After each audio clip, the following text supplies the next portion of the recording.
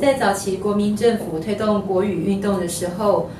害得我们原住民的族语都渐渐的流失，所以我们现在很多年轻的一代都不会说族语了。那么我想在我这次担任立法委员的很重要的政见，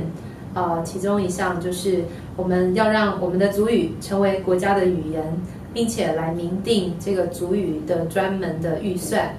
再者呢，我们要来提升族语老师的钟点费，而且我们希望在未来呢，族语老师都不要再流浪，所以我们要推动族语老师专任教师的制度，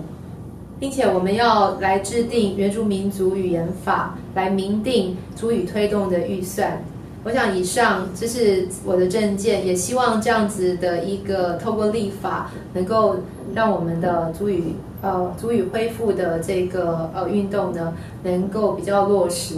那么希望在未来呢，我们的下一代都能够学习，都会说族语。